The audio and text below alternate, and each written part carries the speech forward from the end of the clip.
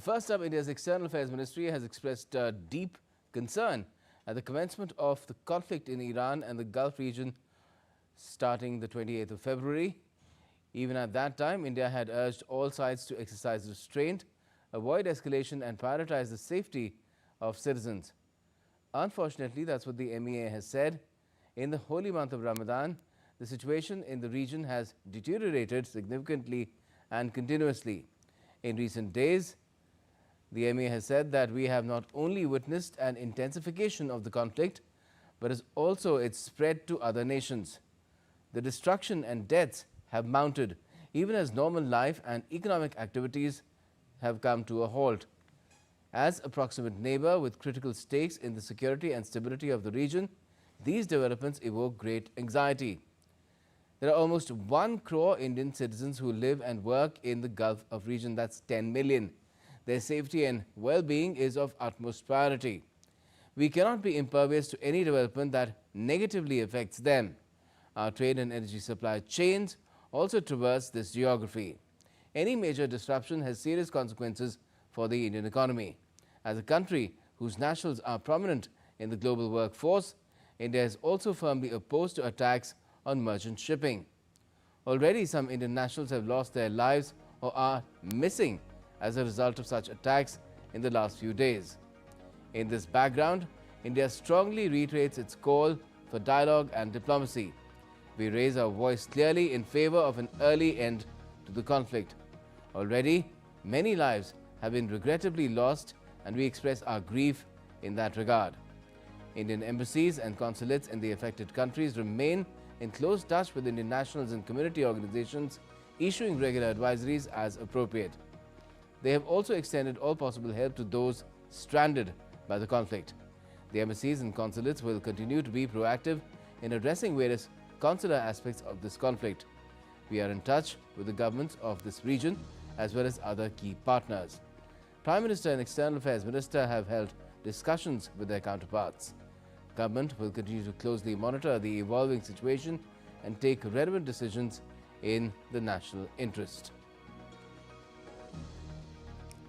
Let me now go across to DD India's Akhilesh Suban for more on this.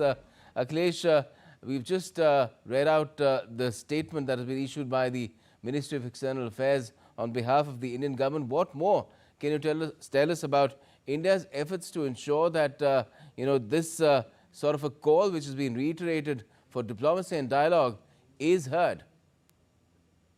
You are right, Gautam, that the Ministry of External Affairs has, expressed in a way anger and anguish on both the things that is happening in the whole region. One, conflict is not stopping, and another thing that enough dialogue and diplomacy is not taking place. So I think these are the two issues about which India is talking to various stakeholders. You know that just a few minutes before we are talking, External Affairs Minister Jaishankar has talked to his counterpart in European Union, Clara Klaas. Because European Union is one of the major stakeholders in the whole region, and that Iran has been telling the Europe to keep away from this whole conflict. Now, India also doesn't want that any other party should join this conflict. Russia also has been telling that no other party should join the conflict against Iran or whatever. So if other countries join the conflict, it will be more a difficult situation for everyone. And one of the major concerns of India is that, India is one of the countries which needs lots of energy. It's a quite, upcoming country. People are going everywhere. And in a way, we are trying to develop. And we are the fourth largest economy and a major fastest growing economy. And in that situation, if our supplies, oil and gas supplies are somehow or other, affected, then it will be very difficult for us. And that is why, External Affairs Ministry has come out with a very strong statement. It is actually a very strong statement that, the threatening the tankers coming in the whole region is not taken in a good sense from India. India is a country which always been telling all the stakeholders to sit together and talk on issues of mutual concern. And what India was telling Iran earlier, what India has told in Israel and USA also, that dialogue and diplomacy should be adopted. And in that situation, if it is not happening, and if our people are stranded everywhere in the whole region, which are around 1 crore, means 10 million, it is really a great, concern for India.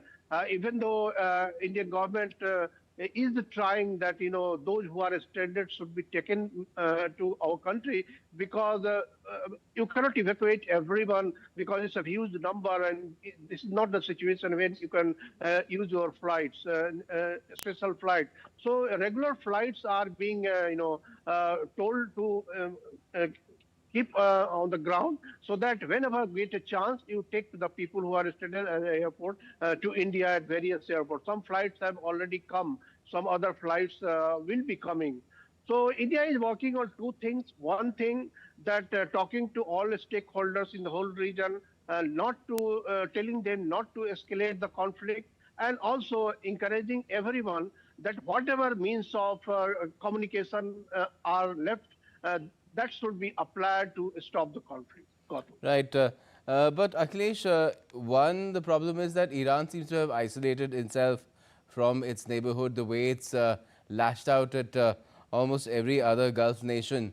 And also, it's not really engaging with those who were in talks with it earlier, namely the Americans. So, in that sort of a scenario, what sort of an intervention do you think could be merited and could be initiated perhaps by a third party like India? There are others who also expressed concern, including Russia and China. Yeah, actually, that our shortage, and whoever I am talking to, India and also in other countries, that Iran and USA were already amidst the negotiation. They were negotiating on issues of either missile or the nuclear material. But in the meantime, there was an attack, and then everything has jeopardized. So India is really not very happy with the whole situation, because when you are talking, when you are amidst the negotiation, when you are amidst the agreement, there was no need for any such attack. And that is why India is always telling that dialogue and diplomacy should be adopted. President Donald Trump had also been hinting earlier. If you see his statement 2 days earlier, he was telling that dialogue is possible. But Iran is telling that no dialogue is possible now. So I think what is happening, that if some party comes forward for dialogue, other parties deny it, and if other parties inside the dialogue, other parties attack. So this is happening as far as Iran, Israel, and U.S. Conflict is concerned, and the whole area is disturbed. The victims are common people living in that region, and also the victims are those people who have gone from different countries of mainly they are South Asian and East Asian countries, people from these regions, Right. also from some African countries. They are staying there to work, and they are also feeling, some people of India has also been, Yes, Akhilesh, the situation yeah, clearly merits yeah, a huge amount of concern, and perhaps saner thoughts should be given the kind of merit and the weightage that is required.